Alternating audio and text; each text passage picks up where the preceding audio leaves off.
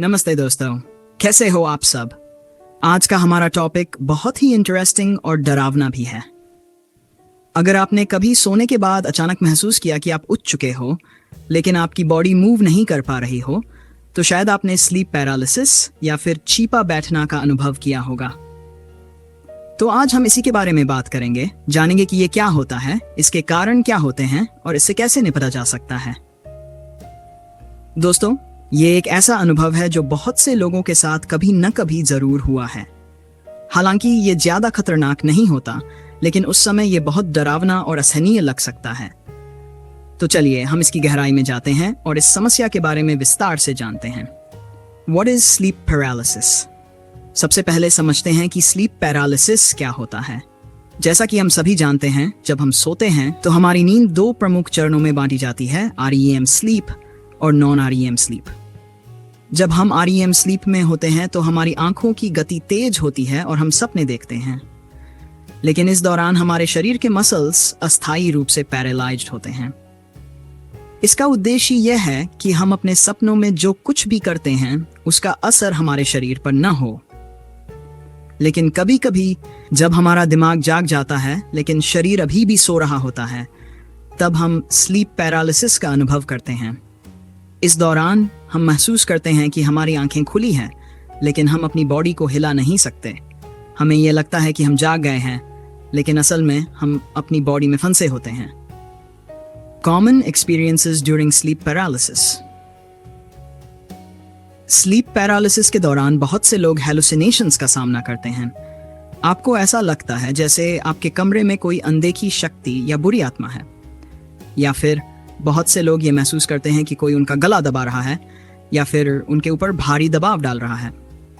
इस दौरान बहुत से लोग ऐसा महसूस करते हैं कि वे अपनी आंखों से देख सकते हैं, लेकिन शरीर को हिलाने की शक्ति नहीं होती।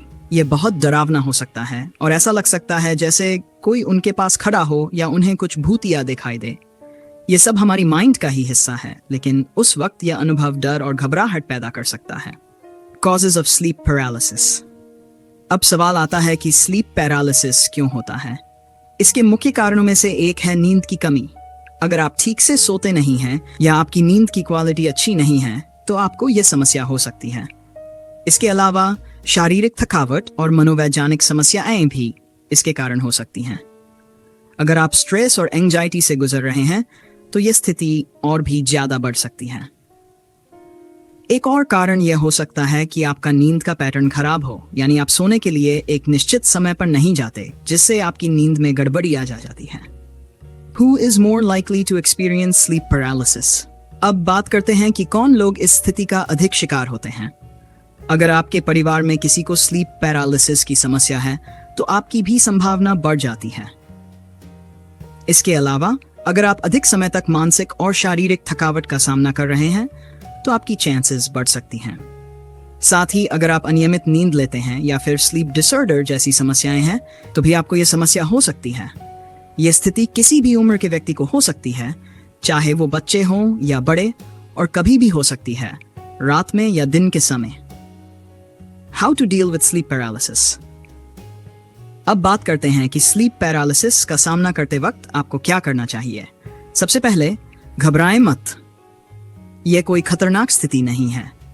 इस समस्या से निपटने के लिए सबसे पहले तो आपको अपनी नींद को सुधारना होगा। कोशिश करें कि आप हर दिन एक ही वक्त पर सोने जाएं और अपनी नींद के लिए पर्याप्त समय निकालें। एक अच्छा और गहरा नींद ही इस समस्या को कम कर सकता है।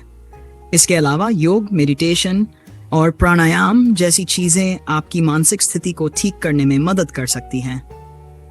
इनसे न सिर्फ मानसिक शांति मिलती है, बल्कि शरीर की ऊर्जा भी बेहतर होती है। When to seek help? अगर आपको यह समस्या बार बार हो रही है और इससे आपकी दिनचर्या प्रभावित हो रही है, तो आपको किसी डॉक्टर से सलाह लेनी चाहिए।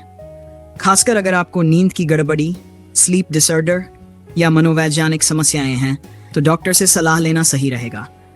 डॉक्टर आपकी स्थिति का मूल्यांकन करके आपको सही दिशा में मार्गदर्शन कर सकते हैं। इसके अलावा आपको अगर लगता है कि यह समस्या स्ट्रेस या एंजाइटी से जुड़ी है, तो आपको मनोचिकित्सक से भी बात करनी चाहिए। Cultural beliefs around sleep paralysis. अब बात करते हैं दुनिया भर में स्लीप पैरालिसिस को लेकर क्या मान्यताएं हैं। भारत में इसे चीपा बैठना कहा जाता है और यहाँ इसको लेकर कई मिथक भी हैं। कुछ लोग मानते हैं कि ये किसी भूत प्रेत का काम है।